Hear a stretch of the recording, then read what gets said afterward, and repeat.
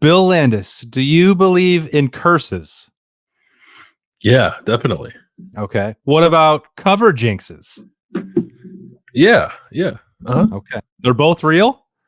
I think so. Yeah. Oh boy, Quinshon Judkins might be in trouble. Wasn't trying to get anybody worked Oh, up on a Wednesday, but I feel trapped. That was a trap.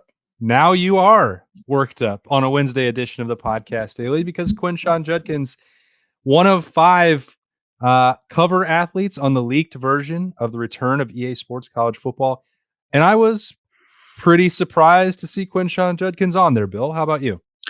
Yeah, likewise.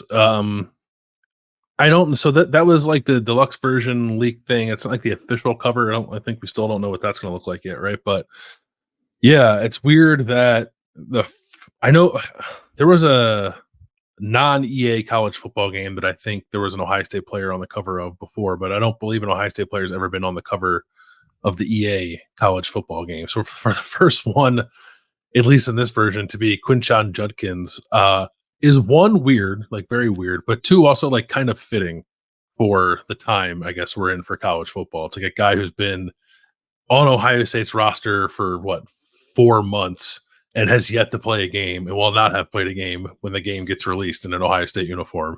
It's actually kind of funny to me. Yeah, I think those are the first Buckeye leaves that have ever been on his helmet. Were the ones that they needed to get that cover shot. Yeah, what did he do to earn them?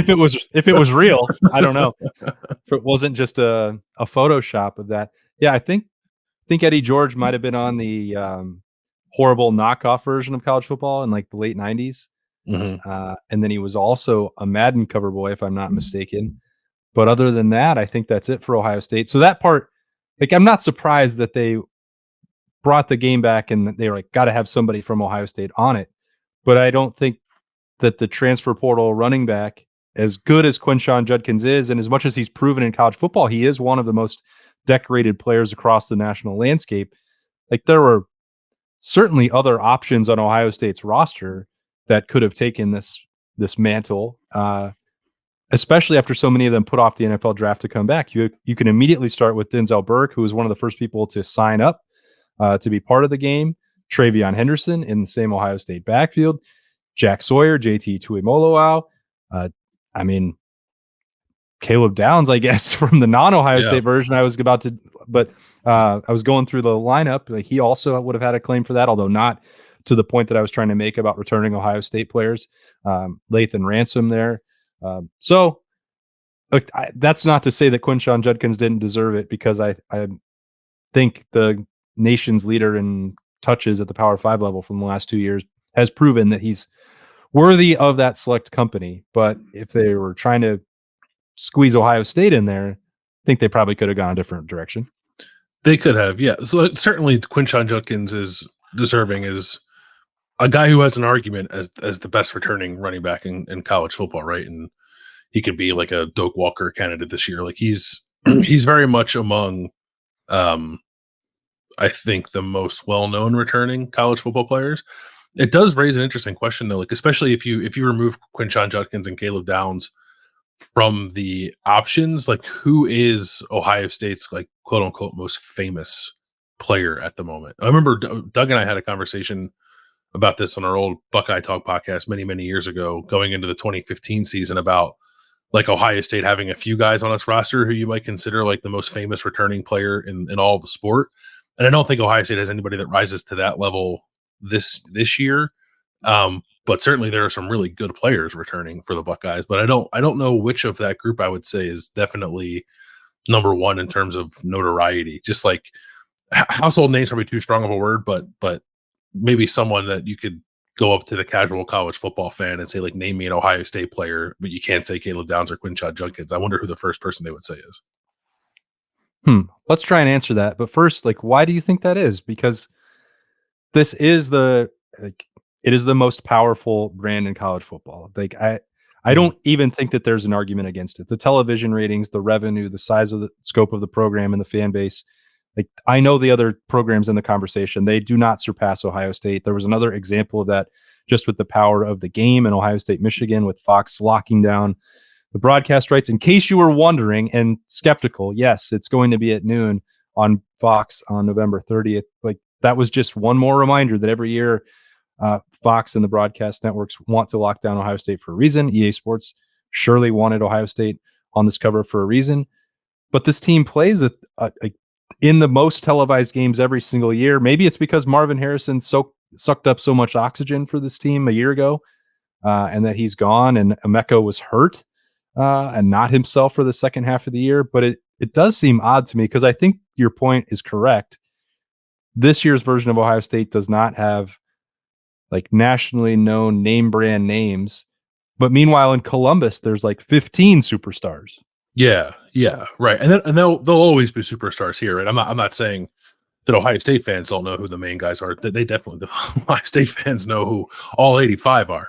So it's outside of Columbus. But I think there's not a quarterback, right? Like certainly CJ Stroud would have been a couple of years ago. There's no Marvin Harrison Jr. Like the closest thing you have, I suppose, is Emeka Egbuka, but he probably missed enough of last season that people maybe not forgot about him so much, but he just hasn't been front of mind, and definitely has an opportunity to get back to that standing this fall. Jeremiah Smith maybe is like a big time recruit, and then a guy who was generating a lot of buzz, I think, has an opportunity to be that. But it's mostly the fact that the quarterback position doesn't have like a ton of name brand notoriety at the moment, and that can change too when Ohio State starts playing games. But I do think it's a little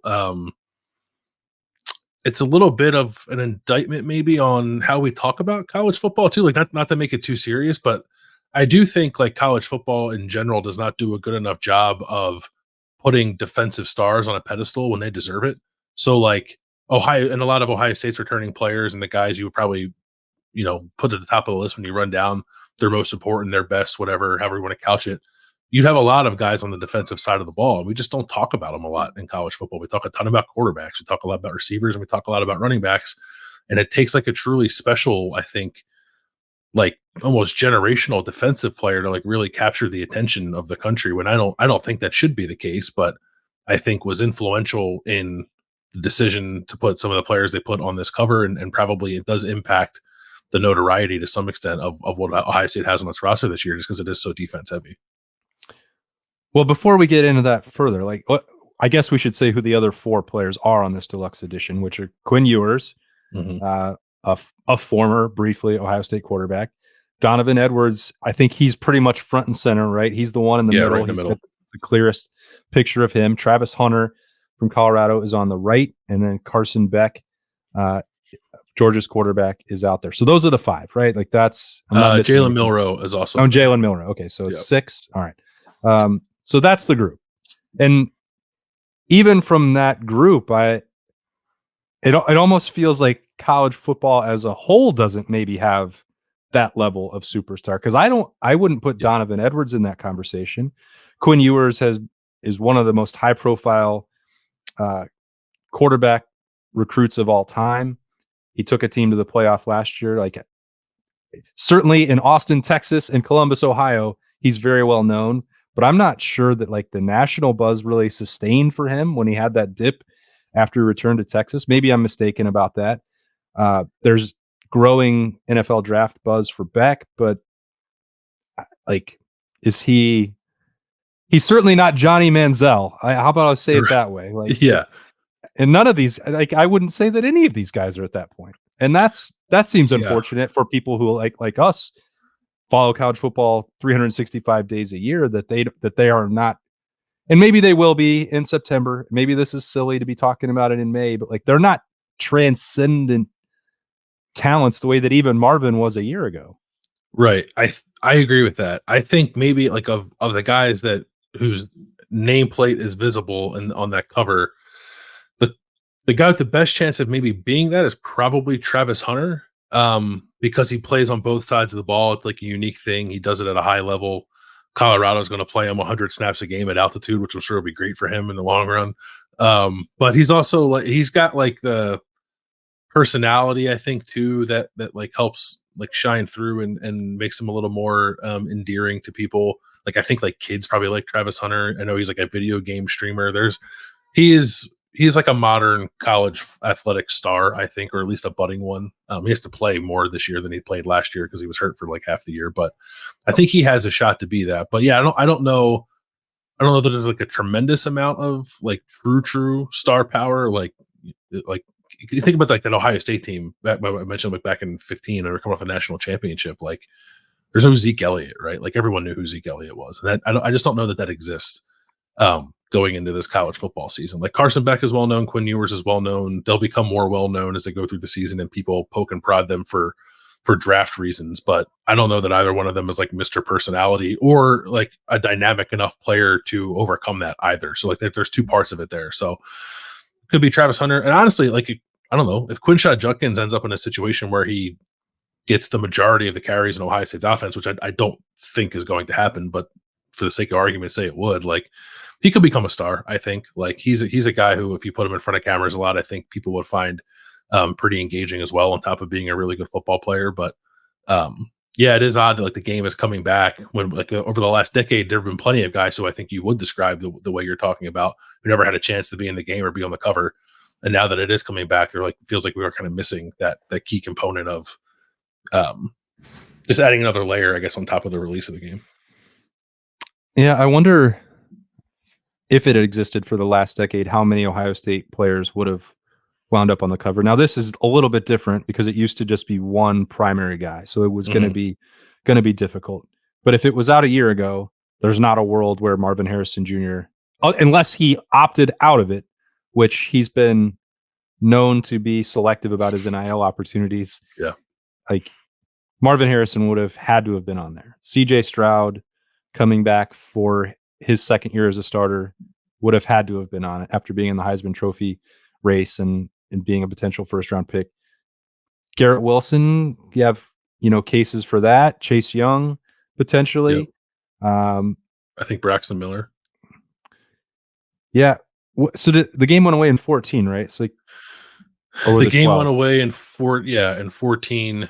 So, but that was at the time too, where like, you had to be done playing to be on the cover. So like Bernard Robinson, right, was he the last cover boy? Yeah. Yeah. Okay. So Braxton could have been in that conversation. JT Barrett was one of the most widely known players across the country, like due to longevity, but also record breaking. So he potentially would have been in that mix. If you ever wanted to go to the coach route, you could put Urban on the cover. We've seen games do that in the past. Yeah, you could have.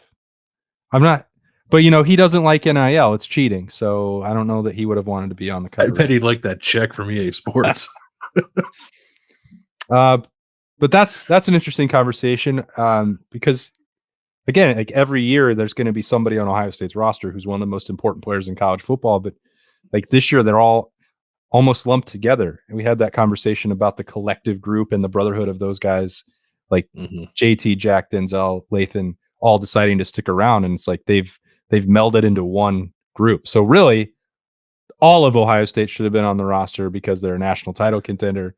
And that's the brotherhood. But I was thinking when you were talking about who has that most name recognition, and I almost think that it's probably Travion Henderson. Yeah, he's well known, I think, right? He's had some moments. Certainly, Ohio State plays in front of tens of millions of eyeballs every year, approaching probably 100 million of eyeballs every year. And Travion's been a big part of that for 2 years now, or 3 years now. So, yeah, I could see that. And he's another guy too that like has increasingly, I think, gotten a little better with just being like comfortable in his own skin, and like if he were ever put in a position to like be the face of something, I think he would handle it quite well. So I could definitely, and he's an exciting player too. So I think he has the makeup you're looking for. Yeah. The other part of me that really wants to say Emeka Egbuka, like it's just been a lot of the national buzz, which is easy to forget now that we're 3+ years removed from that, as being, one of the number one wide receiver recruit, coming in effectively ahead of Marvin Harrison Jr. in those rankings. Like some of that has dissipated through no fault of his own, because when he's been healthy, he's been a superstar. And even the conversation around him this spring you and I were talking about that in real time. It's like the one-handed catch in the spring game was like, hello, remember, I'm still here. You don't have to keep talking about Jeremiah Smith all the time. Like, I'm healthy, I'm back, I'm 100%, and I'm extremely good. It doesn't help him land the cover of college football, or the college football video game, but the spotlight, through no fault of Emeka's, has just continued to move away to whether that was Marvin or whether it's Jeremiah Smith in the spring. Like, I think he would have been deserving of that spot, but like, people have forgot what he looks like when he's at his best. Yeah, and I guess he'll have the opportunity to remind people of that this fall, and I truly think that he will. Like, I think he will be one of the best receivers in the sport this season, but then he'll just go to the NFL and not worry about being on the college football video game cover, I suppose. So that opportunity has passed for him. I do think so. Do you again, this wasn't the official cover, this was like a leaked thing in the PlayStation store, but it wasn't real. It wasn't like something somebody made. It was in the PlayStation store, so it's legitimate. It makes me think that maybe they won't do like a solo cover for a while. Maybe they'll just do like a collective thing, like we saw in that picture. But whatever way it goes, I do kind of feel like Jeremiah Smith is going to be on a cover before his time at Ohio State is over. Well, Caleb Downs will be on the version next year. Yeah, there's no doubt about that. Yeah, I think that would be the guy, I think, and then maybe the following year, because if they're going to do this, if they're going to do the collage of college football players, Ohio State will almost always be a part of that, right? I would think, especially, and then if they end up doing like the Phil Steele thing where they do like regional covers, which I guess they could do, although that seems like it could get a little pricey and annoying logistically to make that many different covers. Ohio State should always have a presence on it if that's the case. And yeah, I think Caleb Downs probably has the best chance of anyone to be on the 26 game. I guess that would be, and then 27. I'll put some money on it right now. Jeremiah Smith's going to be on that cover one way, shape, or form. Poor Julian Sand getting knocked out here. He can do it the year after. Oh, okay, gotcha. Yeah, when I was reading about this deluxe cover and like the logistics of everyone opting in or out, I couldn't believe that the figure that was quoted was $600. Like, that was all that's kept EA Sports and NIL right, and from having this game for the last 10 years was $600. Like, yeah, I think it's pretty crazy, right? I mean, how much profit are they actually going to lose on that? It's like, probably none. I guess the problem was never going to be EA being unwilling to do it, because that's a marketing expense for them to write off immediately. Right. But NIL standing in the way of this video game for a decade, and like, I can't prove this, but I think having the video games makes the sport itself more popular. And the only anecdotal evidence that I can point to is how many more people have played FIFA on whatever system they like, and like, oh, soccer is pretty cool, and then get into watching the Premier League or the Champions League and no PSG or no Man City and all these other teams. Like, I don't know. Are we going to solve the attendance problem just by having the video game back? I say yes, we are. I mean, I don't think it's going to hurt. I'll say, like, I became a college football fan because of the video game. Like, I grew up in a pro sports city, and like we watched college football, but like we didn't live and die with it the way most communities that's sprout up around college football do, the way that the city of Columbus and the state of Ohio do. It's a little different and where I grew up, but I played the video game like religiously, and that's how I became a fan of college football. It's how I came to love the sport. And I think not that college football is suffering from a lack of popularity, because I do think it's number 2 probably behind the NFL in terms of well, I don't know.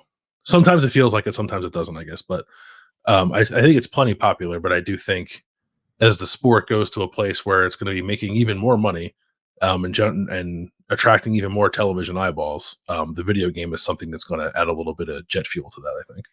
Yep, it'll be back soon enough. Ohio State is going to be on the cover, represented by new Buckeyes running back Quinshon Judkins. So whether that's the final version or not, I don't know, but it gave us something new to talk about in the middle of May, which I, for one, am incredibly grateful for. Yeah, thanks EA.